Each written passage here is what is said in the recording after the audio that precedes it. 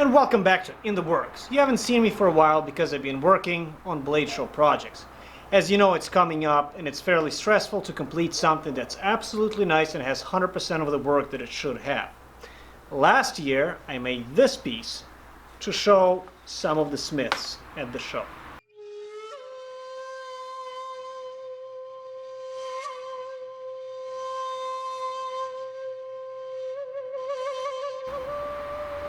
This katana is entirely bloom steel, and every single part of it is my own work. The tsuba, the habaki, the minuki, everything. Now, I don't want to be completely cornered into being the guy who only makes katanas and Japanese stuff, although I do love it. So this time around, I'm working on a European piece made in the classical tradition. Here it is. It took me about a month of honest work to get this side done. This is deep engraving with only hand tools, no pneumatic, nothing. So I made my own chisels and carved it in. I inlaid 24 karat gold and silver in the blade before heat treating. The reason why I did that is because silver melts at 1765 Fahrenheit and gold melts at basically 1900. Both of those temperatures are fairly way above the optimal heat treating temperature for steel, so I hope to not mess up and maintain my design. And after heat treating I will chase it in more and add more detail. So the next thing you're going to see me do is start carving the other side. So the theme for this sword is Inquisition or cathedral architecture. This side is going to be scenes of holiness, and this side will have a dragon and the scene of death, which is very standard in cathedral architecture and altar pieces. It's not just the blade. The guard too is going to fit the same motif. So this side, again, scenes of heaven, you have the cherub. And on the other side, I still have to engrave the skull with bat wings, the dragon on the back, and other writing. So on the scroll here, you have the line from Matthew 5:9. Blessed are the peacekeepers, for they will be named the sons of God. The other side, I have not selected the proper line. Hopefully I will complete this piece by Blade Show and be proud of my work.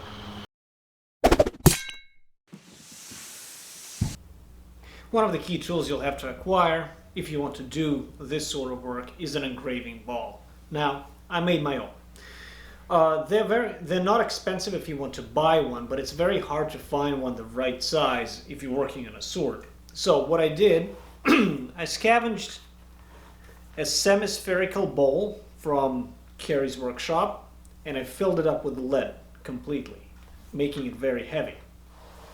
Then I welded the top on and welded a pair of sides, 2 walls. These walls were drilled and tapped on one side for the bolts. They keep the jaws in place. I added a third one for a vertical tilt. Then I made this key jaw that attaches itself fairly well to these bolts, and this one just pushes it. Now, you don't actually need this stuff. What you can do, you can create a system of wooden wedges that just wedge your piece in here. The reason why you need this tool is because then you can work your piece in 360 this way, as well as approximately, let's say, 120 degrees from here all the way to here. And as you're carving, it doesn't move, it doesn't want to rotate because of the mass. Now, sometimes it's loud, so very often I will wear ear protection, especially since I'm doing it in my apartment. Today we're at Matt's place because filming in my apartment is very suboptimal, and here Matt can really get all the angles he wants with the camera. Once you have your bowl, what you will need is a donut or a tire. Let me quickly move this onto my lap. Whew, nearly lost my lunch. My engraving ball is in excess of 150 pounds, and it's all obnoxious to handle.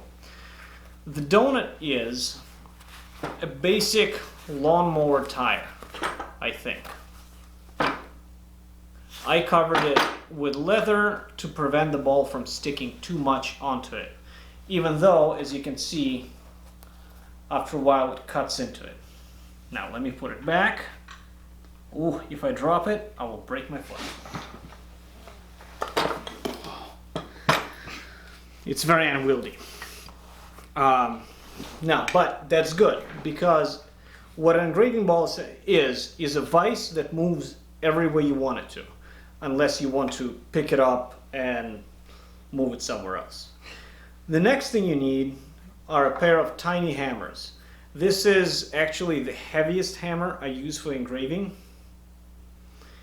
and this one is the medium size. They're fairly tiny. I don't use a pneumatic engraver. The reason for that is, first of all, I can't afford one at the moment. Second one is I feel hand engraving teaches your mind and your hands more than a pneumatic tool, because you learn all the lines and are closer to the traditional craftsmanship. I will not focus too much on the geometry of my engraving tools, because I'm quite sure I'm wrong somewhere. They work for me, but it's not necessarily the case that they're correct. However, there are two key geometries that you will use all the time. The first one is, and that's the one I lay my lines in, it has a V bottom. And the second one is this. So it's very similar to a regular chisel. This one carves away the background, it can deck material, it can slope material. So these two, especially this one, will be the ones that do most of the work for you, and as you go about, you'll make some new ones. Now, each one of these has half a dozen or more cousins in different sizes. So for example, this piece, which is approximately 1 millimeter wide, is basically the same geometry as this. And the same goes for this one. As you go about, you will make your own, you will make more. You can consult Ford Hallam's website, Following the Iron Brush, and he is arguably the eminent hand engraver in this specific style in our hemisphere, meaning the West. Now, what I use for my engravers is W1 tool steel, and it's not the case that it's the super best material for making engravers. It is the fact that it's the easiest one to do so. It is water quenchable, so I just rough shape my engraver, heat up this area to critical temperature and quench it in water, and temper it at approximately between 350 and 380 degrees Fahrenheit. You want them as hard as you can without being too brittle. As you go about, make sure after a couple passes with an engraver, sharpen it on a diamond plate, like so, just a little bit.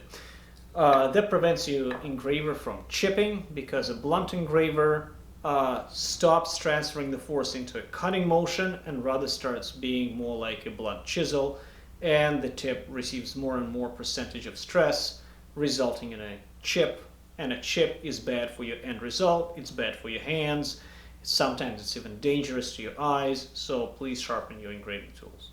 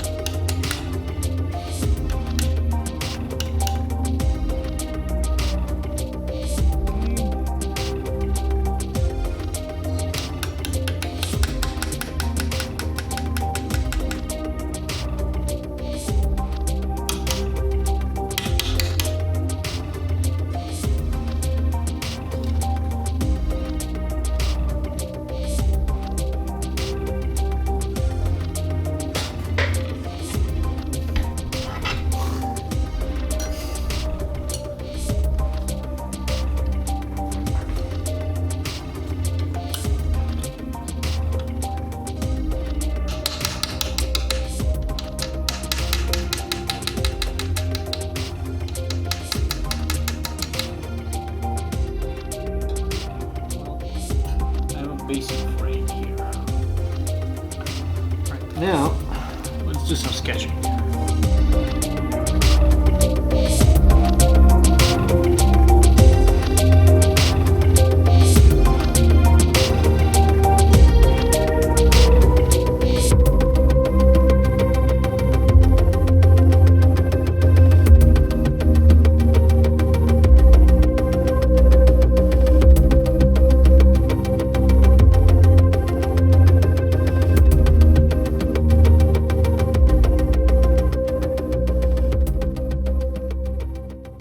Before I begin carving the design into the second side of the blade, I first have to come up with a sketch. Any sketch requires three key features: composition, form, and content. The content for this sword is already fixed because it's based on a medieval Renaissance religious motif, and the theme is Inquisition. The composition is absolutely key before you get to the form. In traditional art, composition is based almost always on the form of a triangle, and that's easy to understand why. Early religious art bases the triangle composition on a vertical triangle. That's how you see religious icons being straight up, the head is like this, so on and so forth. It's fairly static, but it still allows the eye to move, and you understand where the important points of the entire painting are. A painting like The Last Supper by Leonardo da Vinci, although within the standard religious motif, uses a reverse triangle composition where the triangle goes kind of like that. It's very extended though. So boom, boom, Christ is in the middle, and the action is, he's the zenith of the action, the apostles are here pointing and looking at him. Now, with more modern art, the composition is still based on a triangle, but the triangle can be skewed, forcing the eye to move as ascending action. Something's happening here, some background characters are pointing here, or again the reverse, something like this. Again, these lines of composition are not always obvious until you look for them, but what they do is they force your eye to not fix on a single point of the painting, but rather move from the edges to the accent of the composition, the zenith, and then back around, forcing the viewer to have continuous motion in examining the piece. Now, over here, I already sized my sketch for the previous side that you've seen on my Instagram and in the previous episode.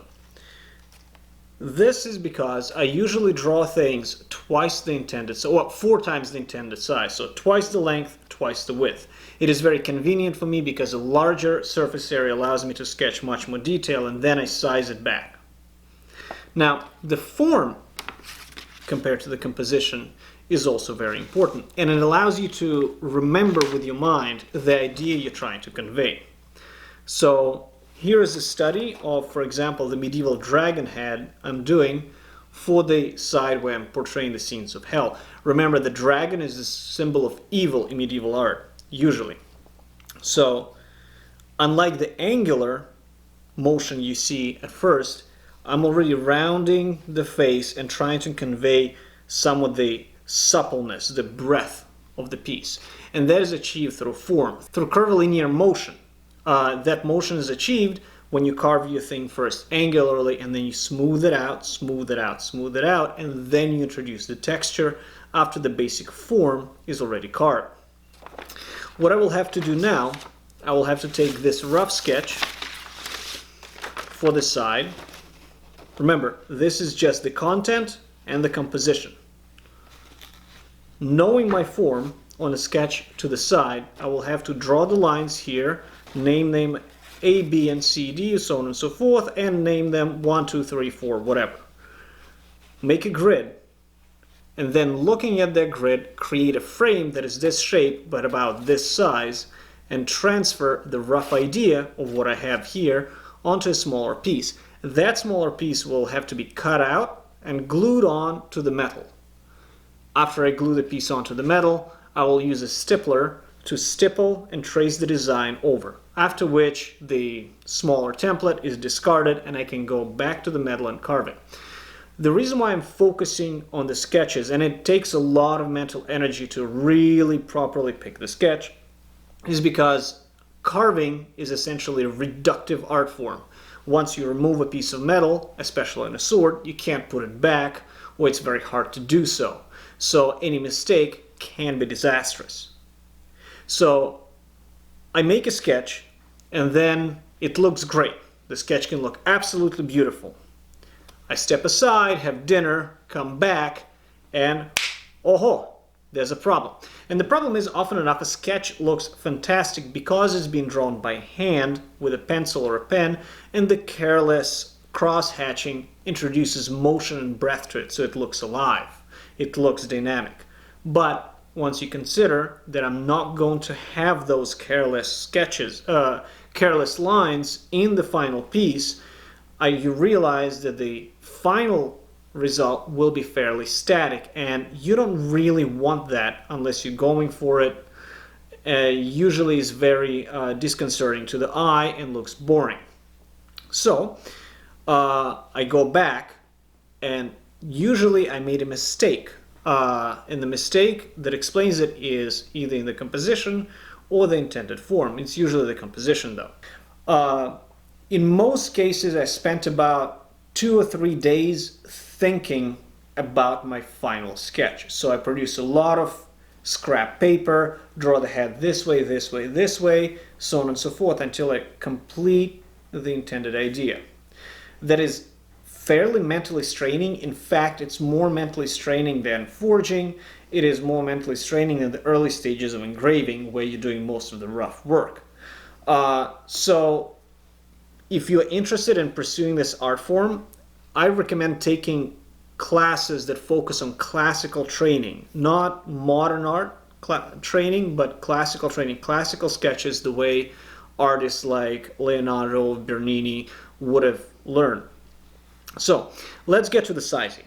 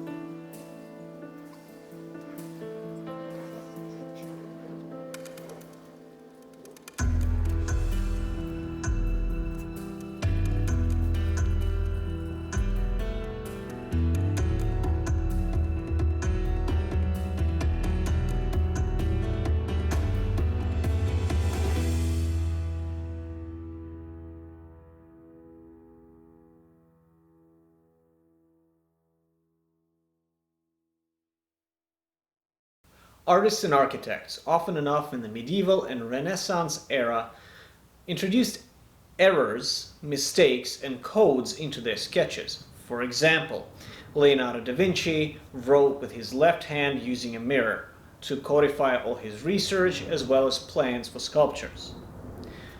Brunelleschi didn't even keep any sketches or writing down. He always kept it in his head and never explained anything, even to the sponsors who would fund him. Bernini did the same thing, hiding his plans and research away from even his apprentices. So my sketch purposefully has some errors in the alphabet. There's no need to do that because no thieves are stealing my designs, unlike in the Renaissance or medieval era, but I'm trying to keep a little bit with the tradition, keep the spirit alive. So if you're watching and you notice that, oh, haha, Ilya didn't use the right alphabet, yes I did, but I purposefully added a little bit of romantic spice to the process. Now it's time to cut out the template.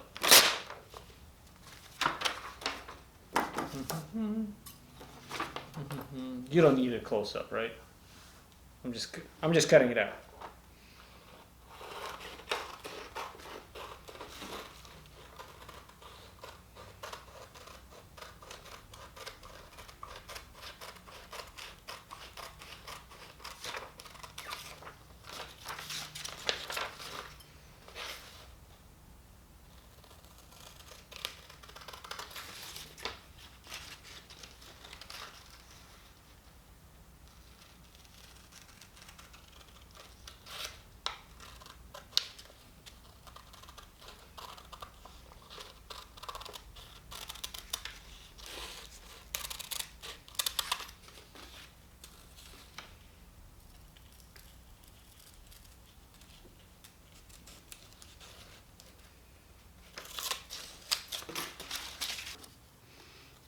See, this will go right here.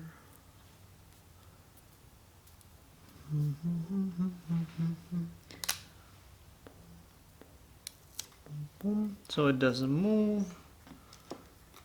So this does not move. Now we are doing this.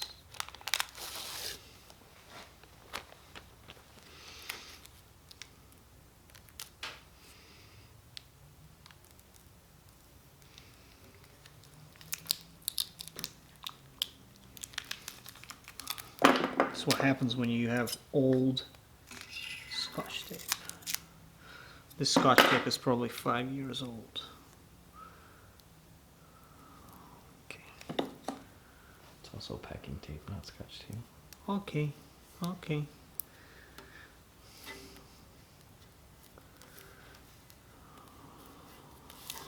All right. Now see, and the sword is done. Okay, so now I'm going to use this stippler, which is a glorified needle or an awl, to punch right through the paper and mark on the metal what the design is going to be. There will be some room for adjustment once I start carving the picture into the metal, but at this point, since I'm fairly satisfied with the composition and the design, I'm going to try to stay as close as I can to the sketches I have. Now, the sketches themselves, the full-blown ones, you don't throw out and you try to keep them because they will be a reference when you get confused while cutting the material.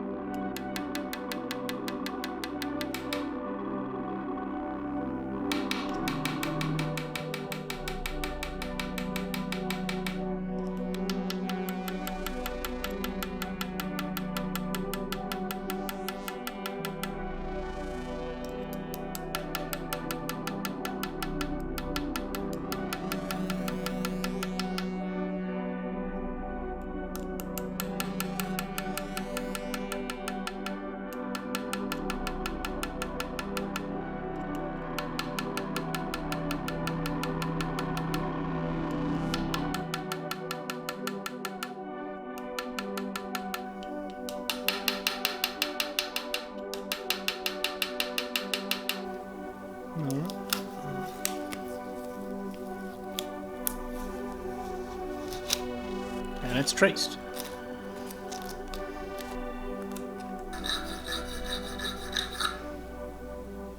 Now that I've done tracing my design onto the steel and stippled it, it's time to lay in some first lines. These lines are only guide point, and after that, as I go deeper into the material, there will be some changes, some adjustments, and hopefully this side will be just as good as the other one.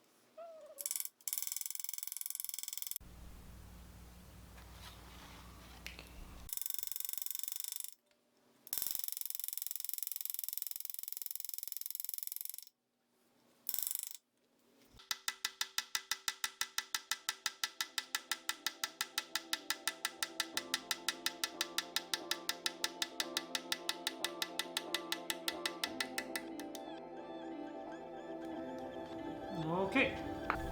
Well, that's it for this episode of In the Works. I will be making continuous progress on my project for Blade Show, on camera and off camera. It will get a whole lot uglier before it will get any prettier. As I'm doing very deep high relief engraving, I'm not caring about the fineness of the line at this stage, as I will fix that at later points. Stay tuned.